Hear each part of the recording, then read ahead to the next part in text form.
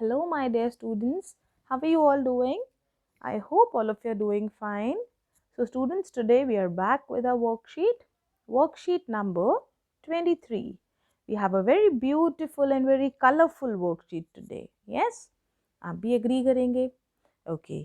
तो जितनी अच्छी हमारी worksheet है, let's start doing it that way. Okay. So, here you can see that we have different reasons for writing an application. Right? आपको भी पता है कि जब हम स्कूल से एब्सेंट होते हैं, when we are absent from school, तो सबसे पहले मैम क्या बोलती है, बेटा एप्लीकेशन लेकर आओ, प्लीज सेंड एन एप्लीकेशन.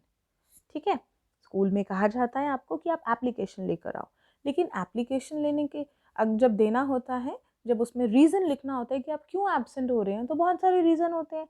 ये तो नहीं होता ना कि आप हमेशा बीमार होते हो, सिक होते हो, अनवेल होते हो. ठीक है, कुछ भी रीज़न हो सकता है एब्सेंट का. एब्सेंट का रीज़न हो सकता है आपको घर में कोई काम है, अर्जेंट पीस ऑफ वर्क है. एब्सेंट का रीज़न हो सकता है you have to attend a marriage, family function. Right.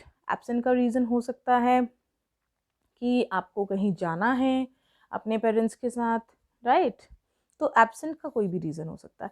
इसके अलावा और क्या रीज़न हो सकते हैं जिसके लिए आप स्कूल में एक एप्लीकेशन देंगे? Yes, there might be different reasons. For example, आप स्कूल की फ़ीस नहीं पे कर सकते, तो आप उसके लिए भी लिख सकते हैं कुछ एप्लीकेशन कि आपको फ़ीस जो है कंसेशन दिया जाए, यानी छूट दी जाए. कुछ आपको बहुत अच्छा लगा है स्कूल के लिए, या स्कूल में कोई भी चीज़ है, आप उसके लिए थैंकफुल हैं अपने स्कूल के लिए, तो आप उसके लिए लिख सकते हैं एक लेटर, एक एप्लीकेशन अपने प्रिंसिपल को, अपने टीचर को. राइट.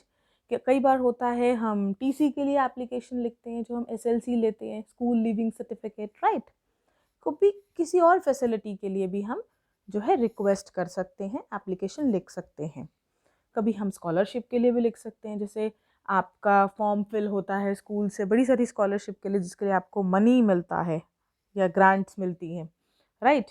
तो उसके लिए भी हम रिक्वेस्ट करते हैं कि मेरा नेम उसमें ऐड कर दिया जाए. तो there are an number of reasons, मतलब बहुत सारी रीजंस होते हैं जिसके लिए हम एप्लीकेशन लिखते हैं. ठीक है. तो हमें बेटा एक प्रॉपर फॉर्मेट पता होना चाहिए कि कैसे एप्लीकेशन लिखनी है. तो फिर वो एक या दो लाइंस हम रीज़न डाल के हम कंटिन्यू कर सकते हैं और हम किसी भी तरीके की एप्लीकेशन लिख सकते हैं. राइट. सो हमने अभी क्या किया, we thought of many situations when we feel the need for writing a letter to our principal or our school or our teacher. Right. हमने ये इतनी सारी अभी रीजंस देखी, सिचुएशंस देखे जिसके लिए हमें एप्लीकेशन लिखने की ज़रूरत पड़ सकती है. इसीलिए आपको एप्लीकेशन लिखनी आनी चाहिए. Okay. In the previous worksheet में हमने लर्न किया था कि सिस्टर की मैरिज अटेंड करने के लिए लीव चाहिए, तो कैसे एक एप्लीकेशन लिखेंगे. राइट. पर आज जो हम एप्लीकेशन लिखने जा रहे हैं, it is for urgent piece of work at home. कि आपको कोई ज़रूरी काम है घर पे या आपको कहीं जाना है, तो आप कैसे एप्लीकेशन लिखेंगे अपने प्रिंसिपल को, अपने स्कूल के हेड को. राइट. यस. सो हमारी एप्लीकेशन कैसे स्टार्ट होती है, सबसे पहले हम लिखते हैं द प्रिंसिपल. टू नहीं लिखते हैं. Okay. Everyone will remember that we don't write to, और कॉमा भी नहीं लगाते हैं. द प्रिंसिपल, और उसके बाद हम क्या लिखते हैं, school name and school address. So all of you will write your school name and your school address.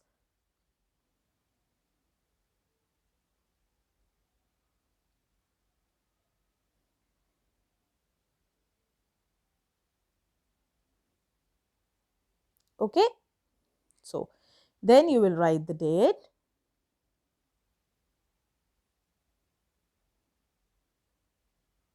Okay. Then उसके बाद हम एक लाइन लीव करते हैं. Then we write the subject, हम किस लिए एप्लीकेशन लिख रहे हैं.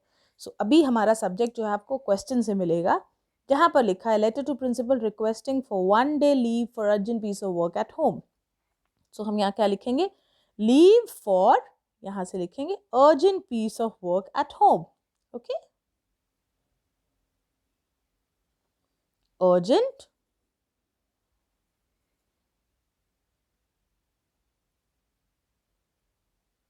piece of work at home. मेरी राइटिंग अच्छी नहीं है, लेकिन आप बहुत ब्यूटीफुल हैंड राइटिंग में करना अपना काम. Okay, so then we write sir और मैडम. अगर सर हैं आपके स्कूल के तो आप सर लिखते हैं, मैडम होता है तो रिस्पेक्टेड मैडम लिखते हैं. ओके, नेक्स्ट हम बॉडी ऑफ द लेटर लिखते हैं. इसको कहते हैं बॉडी ऑफ द लेटर, जिसमें हम मेन रीजन या मेन काम जो होता है, हम जिसके लिए एप्लीकेशन लिख रहे हैं, उसमें मेन बात हम लिखते हैं. I am a dash. आप क्या हैं? एक स्टूडेंट. राइट. देखो, आपकी हेल्प के लिए आपको एक हेल्प बॉक्स भी दिया है, इसमें से भी आप हेल्प ले सकते हैं. I am a student of, आप यहाँ पर अपना क्लास और सेक्शन लिखेंगे, ए और बी जो भी है आपका. ठीक है. Of your school. I have an dash. क्या है? Urgent piece of work at home. Clear? बहुत ईजी है ना ये. आई कैन नॉट डैश, मैं क्या नहीं कर सकता स्कूल को? अटेंड. ओके, तो यहाँ पर हम ना ज़रा ऐड क्रॉस करते जाएंगे जो वर्ड्स हमने यूज़ कर लिए. हमने यूज़ कर लिया स्टूडेंट. ओके, हमने यूज़ कर लिया अर्जेंट, हमने यूज़ कर लिया होम और class. I can not attend. Okay, तो हम यहाँ पर लिखेंगे अटेंड. मैं अटेंड नहीं कर सकता स्कूल टुडे, तो काइंडली क्या कर दो? ग्रांट मी. ओके, यानी मुझे दे दीजिए. क्या क्या दे दीजिए? Leave. Kindly grant me leave for today. अभी मैंने बोला ना आज नहीं अटेंड कर सकता, तो आज की लीव लेंगे. Kindly grant me leave for today. और दैट इज, ये आई जो लिखा होता है ना बेटा, इसका मतलब होता है दैट इज. इसका मतलब होता है दैट इज, यानी कि जो हम टुडे या टुमारो या जो भी दिन की बात करते हैं उसकी डेट लिखी जाती है. ठीक है.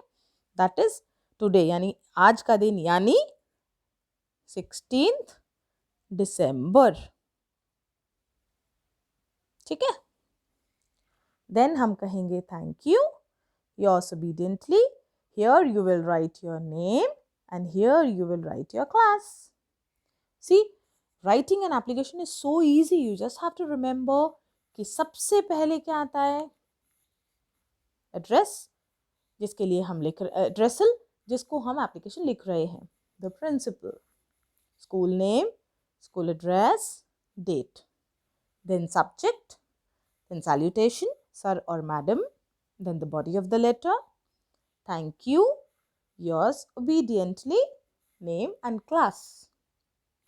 All of you will learn the pattern, learn the format. Okay, so with this note I end up my video. Please review the video again if you don't understand. अगर समझ नहीं आता है तो उसे दोबारा देखना. ठीक है, जब तक समझ ना आ जाए, और अपनी वर्कशीट अच्छे से करना. I'll see you in the next worksheet. Bye-bye and take care.